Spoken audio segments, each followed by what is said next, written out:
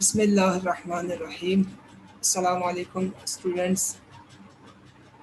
Today, our topic of discussion is principle of teaching. Principles of teaching.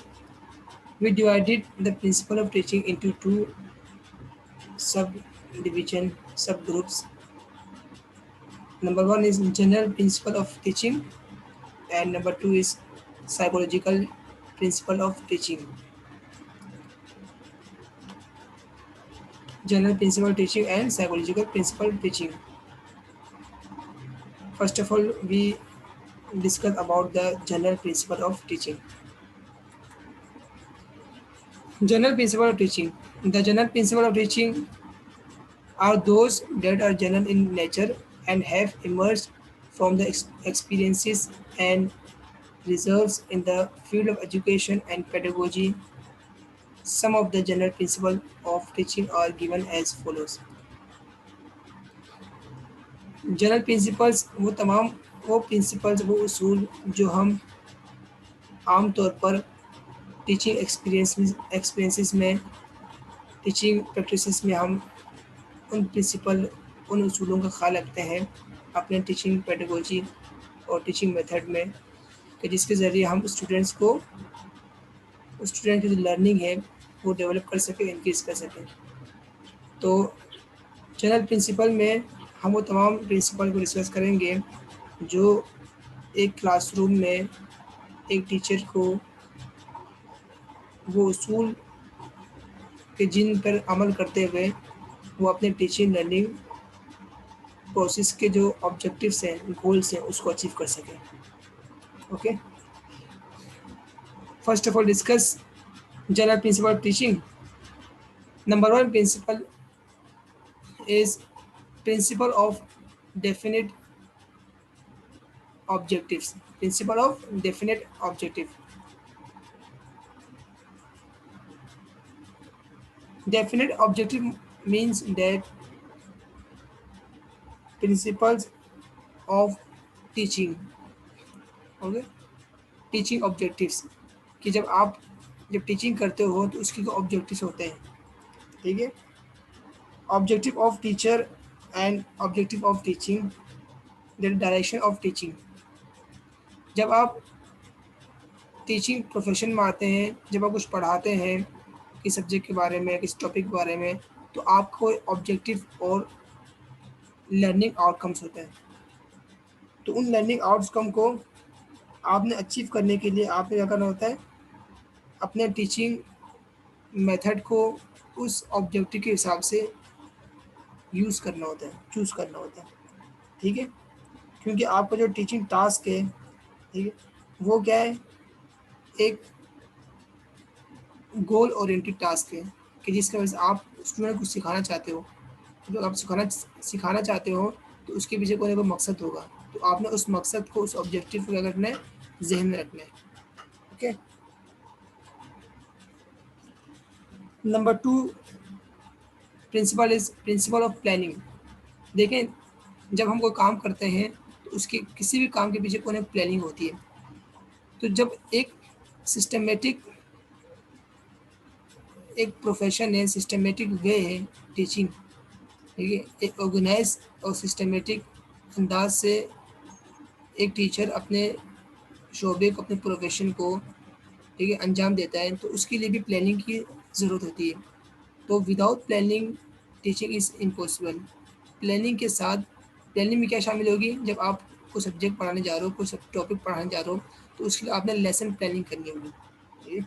Lesson plan means आपने अपने lesson को तरतीब देना होगा कि आज मैंने क्या पढ़ाना है, किस लेवल ऑफ स्टूडेंट्स को पढ़ाना है, उसके ऑब्जेक्टिव्स क्या है, ठीक है, उसके लर्निंग आउटकम्स क्या होंगे, और इसके अलावा मोटिवेशन, जो मेरा जो टॉपिक है उसका मोटिवेशन जो लेक्चर है वो क्या होगा कि जिसकी वजह से स्टूडेंट मोटिवेट हो, और ऐसे कौन से एक्टिविटीज़ है जो हम स्टूडेंट्स को अपने तरफ, इस टॉपिक की तरफ अट्रैक्ट करें, ऐसी एक्टिविटीज़ हमने प्लान करनी है। तो planning is very important in teaching. Okay,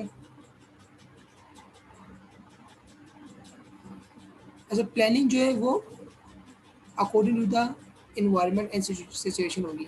आप classroom environment and classroom situation के मुताबिक आप अपनी टीचिंग को प्लान करेंगे। Okay. Number third is principle of flexibility and adaptability. Flexibility क्या है? फ्लेक्सिबल आपको टीचिंग, ठीक है। मिसाल आप एक टूल यूज़ करो, टीचिंग टूल, तो आप लाजमी नहीं है कि टीचिंग टूल के मुताबिक आप अपने टीचिंग स्टाइल को हमेशा रखोगे, बल्कि फ्लेक्सिबल होना चाहिए। मिसाल के तौर पर आप मल्टीमीडिया पे पढ़ाने के आदी हो, अगर किसी दिन मल्टीमीडिया ना हो तो आप बोर्ड और चौक के ज़रिए नहीं पढ़ा सकोगे। नहीं, ऐसा नहीं होना चाहिए, बल्कि आपको फ्लेक्सिबल होना चाहिए, आपको अडेप्टेबिलिटी होनी चाहिए आपके अंदर कि आप हर चीज़ को अडेप्ट कर सको, ठीक है। मतलब क्रिएटिव माइंड होना चाहिए आपका। टीचिंग जो लर्निंग प्रोसेस है, ठीक, उसके अंदर थोड़ी सी फ्लेक्सिबिलिटी होनी चाहिए आपकी। Number four is principle of utilizing past experiences. When you teach your student any topic, तो आपने उस टॉपिक के हवाले से स्टूडेंट के पास जो एक्सपीरियंसेस है, प्रीवियस नॉलेज है, उसको आपने मद्देनज़र रखना है। प्रीवियस नॉलेज को के बिहाव पर, उसके बेस पर आपने न्यू इन्फॉर्मेशन आप दोगे, न्यू नॉलेज आप दोगे, ठीक है, वो प्रीवियस नॉलेज से आप क्या हो, टच करती हो, ठीक है। मतलब प्रीवियस नॉलेज जो आप स्टूडेंट के प्रीवियस, मिसाल के तौर पर अगर स्टूडेंट 5 क्लास में है, तो 5 क्लास के स्टूडेंट ने प्राइमरी पास करके सेकेंडरी में गए, तो प्राइमरी में वो तमाम चीज़ें पढ़ाई गया होगा, ठीक है, जो सेकेंडरी में काम आना हो। तो अगर आप मैथ्स पढ़ा रहे हो तो मैथ्स में जो अलजेब्रा की बेसिक चीज़ें हैं वो 5 क्लास में पढ़ाए होंगे, तो उसकी प्रीवियस नॉलेज जो प्लस माइनस और मल्टीप्लिकेशन और डिवीजन के मेथड्स हैं, ठीक है, उनके रूल्स हैं, वही उसी को लेके उसी चीज़ को आप स्टूडेंट्स के अंडरस्टैंडिंग डेवलप करते हुए आप अलजेब्रा पे आएंगे, ठीक है। मतलब पास्ट एक्सपीरियंस, जो पास्ट नॉलेज स्टूडेंट्स की, उसको यूटिलाइज आपने करना है अपने टीचिंग मेथड में, ठीक है। मतलब इसका मतलब ये है कि आपने नॉन टू अननोन जाना है। जो चीज़ स्टूडेंट को पता है, ठीक है, उससे आपने अननोन की तरफ जाना है, जिसकी तरफ आपको टॉपिक है, जो आप नई इन्फॉर्मेशन देने जा रहे हो, ठीक है। तो नॉन टू अननोन, ठीक है। तो utilizing past experiences, okay. Relevant knowledge आपने प्रोवाइड करनी है स्टूडेंट्स को, ताकि वो उसको समझने में आसानी हो रियल लाइफ में। Number 5 is principle of being child centred. Child centred क्या है? चाइल्ड सेंटर्ड पूरा एक समझे फिलोसफी है कि जो आपकी टीचिंग स्टाइल है, टीचिंग मेथड है, वो आपका चाइल्ड सेंटर्ड हो, मतलब स्टूडेंट सेंटर्ड हो, लर्नर सेंटर्ड हो, जिसमें स्टूडेंट क्या हो, एक्टिव पार्ट ऑफ क्लासरूम हो, ठीक है। आमतौर पे क्या होता है कि टीचर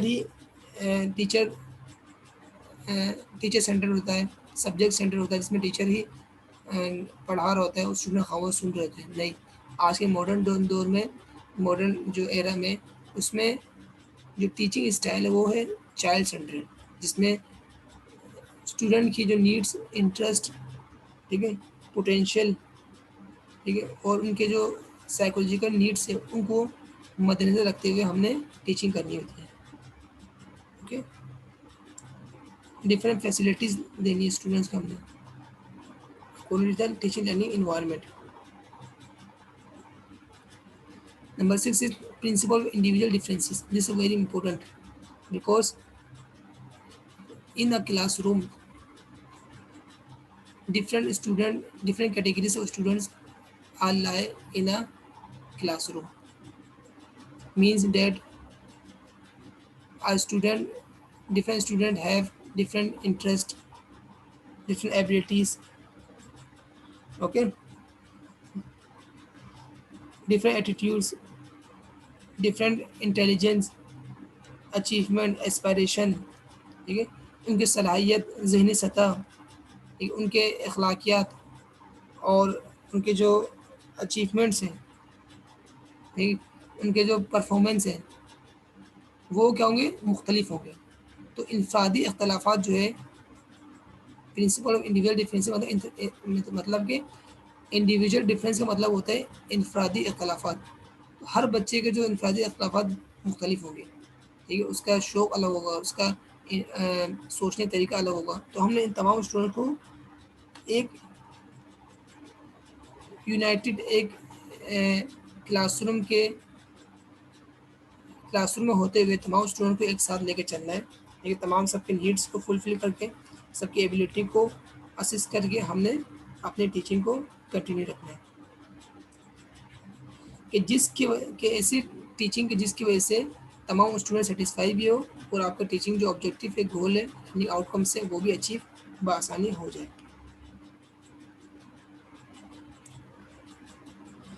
नंबर 7 है principle of linking with actual life. देखें, teaching is a social and cultural phenomena and one of the aim of education is to enable a child to adjust in society। Teaching education क्या मकसद होता है कि student actual life में society में adjustment हासिल कर सके, अपने माशरे में जाके मुताबिकत हासिल कर सके, माशरे में अपना रोल अदा कर सके, अपना किरदार अदा कर सके। ठीक है, माशरे के अगर स्कूल में हम माशरे के बारे में नहीं बताएंगे, माशरे के जो माशरती मसाइल है, माशरती उलूम है, उसके बारे में स्टूडेंट्स को आगाह नहीं करेंगे तो क्या होगा, हमारे टीचिंग का जो मकसद है वो पूरा नहीं होगा। तो हमने वो तमाम इंफॉर्मेशन प्रोवाइड करनी है जो एक बेहतरीन माशरे के लिए क्या हो, कारसाज हो। ओके, मुस्बत, इसमें स्टूडेंट्स को के अंदर ऐसी एबिलिटी पैदा करनी है कि जिससे वो प्रॉब्लम सॉल्विंग, अपने मसाइल को खुद हल कर सके। ठीक है, problem solving method, problem solving strategies हमने अपनानी है कि स्टूडेंट अपने प्रॉब्लम को खुद ब खुद इस काबिल हो जाए कि अपने प्रॉब्लम को खुद सॉल्व कर सके। ओके, ताकि वो माशरे में एक बाइज्जत और ख़ुद मुख्तार ज़िंदगी गुजार सके। नेक्स्ट है प्रिंसिपल कोरिलेशन। कोरिलेशन से मुराद, आप कोरिलेशन वर्ड से आपको अंदाज़ा हो रहा होगा मीनिंग से, कि ऐसी नॉलेज जब आप कुछ पढ़ा रहे हो तो आपके सब्जेक्ट से रिलेवेंट जो टॉपिक है या डिफरेंट सब्जेक्ट है उसको आपने रिलेट करने अपने सब्जेक्ट से। ठीक है, टॉपिक को कोरिलेशन के मुताबिक आपने करना है। मिसाल के तौर पर अगर आप डाइजेस्टिव सिस्टम ऑफ मेन पढ़ा रहे हैं तो उस डाइजेस्टिव सिस्टम में क्या है, वो बायोलॉजी का सब्जेक्ट है, तो उसमें आप बायोकेमिकल के बारे में पढ़ाएंगे, लाजमी बात है। ठीक है, अगर आप फिज़िक्स में मैथ्स के बारे में, फिज़िक्स के न्यूमेरिकल्स करवा रहे हो, ठीक है, पढ़ा रहे हो, तो उसमें ज़ाहिर सी बात है मैथ्स के जो मैथमेटिक्स जो सम्स हैं वो भी आप स्टूडेंट्स को पढ़ाओगे। क्यों, फिज़िक्स और मैथ्स में काफ़ी हद तक जो कैलकुलेशन है इसमें रिलेशनशिप पाया जाता है। जब एक सब्जेक्ट आप पढ़ा रहे हो, एक टॉपिक आप पढ़ा रहे हो, तो उसके अंदर डिफरेंट सब्जेक्ट के जो सब टॉपिक्स आते हैं तो आपने उसको भी टच करना है, कोरिलेट करना है डिफरेंट सब्जेक्ट्स को। इससे क्या होगा, स्टूडेंट को समझने में आसानी होगी। ठीक है, मतलब various discipline subject of the curriculum, ठीक है, are aimed at one goal. आपने डिफरेंट जो सब्जेक्ट है उसको क्या करना है, कोरिलेट करते हुए आपने अपने टीचिंग को अंजाम देना है।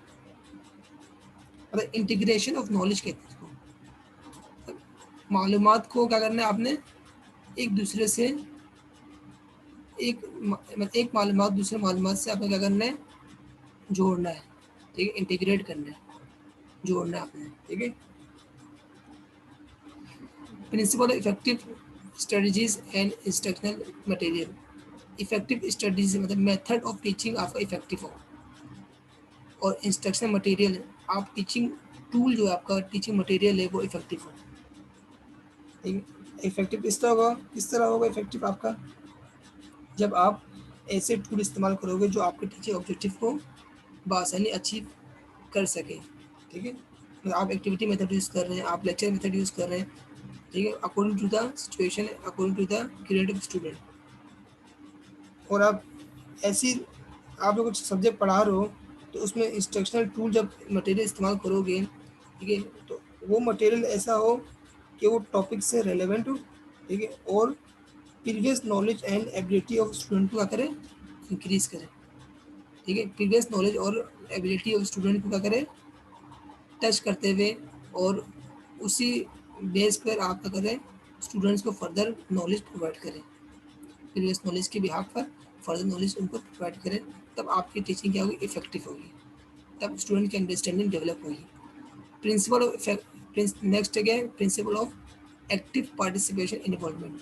जैसा कि हमने पढ़ा था principle of child centre. Child centre क्या होता है, children and student and learner, ये सब तमाम से एक मीनिंग है, एक अल्फाज है, मुख्तलिफ अल्फाज है लेकिन मायने एक ही है। स्टूडेंट, लर्नर, चाइल्ड, क्या हो, एक्टिव हो, क्लासरूम के अंदर एक्टिव पार्टिसिपेशन हो, फुल इन्वॉल्वमेंट हो। फुल इन्वॉल्वमेंट मतलब क्या है कि वो क्लासरूम के अंदर क्या हो, हिस्सा ले रहे हो, पार्टिसिपेट कर रहे हो। टीचर और स्टूडेंट का इंटरेक्शन, उनका ताल्लुकात, जो उनका जो कम्युनिकेशन है टीचर स्टूडेंट का, वो क्या हो, एक्टिव हो, ठीक है, मुस्बत अंदाज में हो। तो इससे क्या होगा, स्टूडेंट्स के जो मसाइल हैं, ठीक है, वो खुद ब खुद हल होते जाएंगे और इसकी उनकी जो अंडरस्टैंडिंग लेवल है वो क्या होगी, डेवलप होगी। ओके,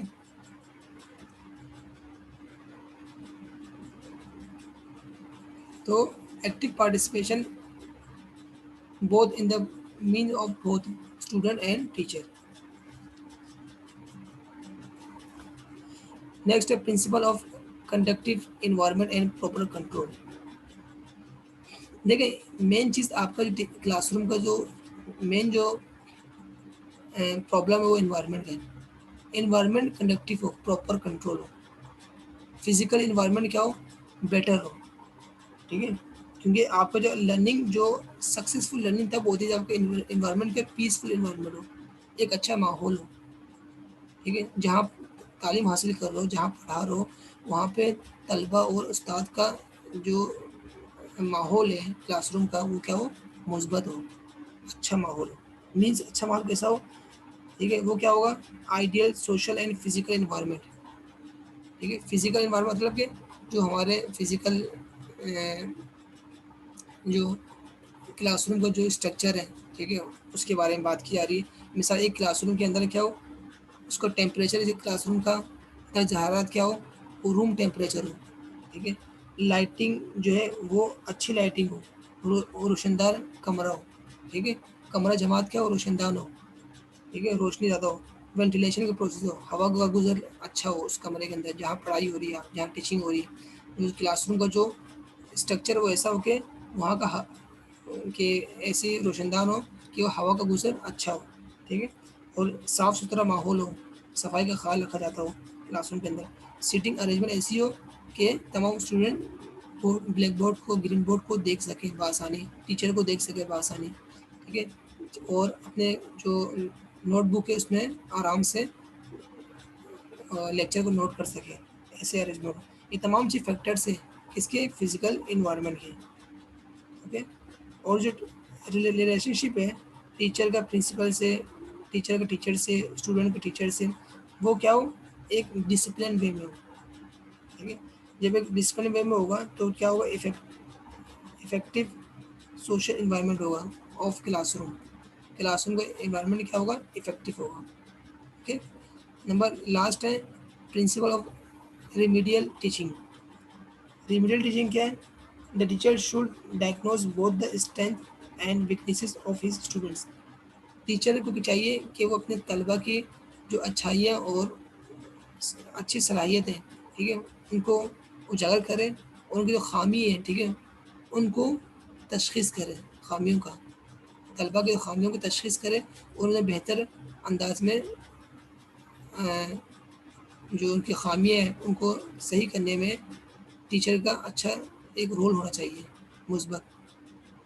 बाज़ जो तलबा होते हैं उनके अंदर क्या होते हैं, काफ़ी हद तक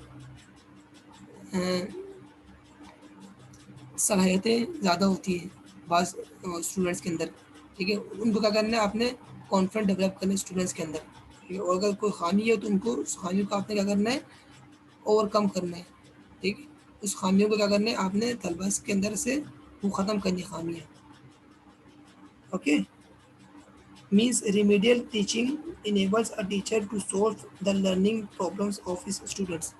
मतलब स्टूडेंट्स को डिफरेंट लर्निंग प्रोसेस में डिफरेंट प्रॉब्लम फेस करनी पड़ती है स्टूडेंट्स को, तो उन प्रॉब्लम्स का आपने क्या करना है, एज ए टीचर आपने सॉल्व करना है।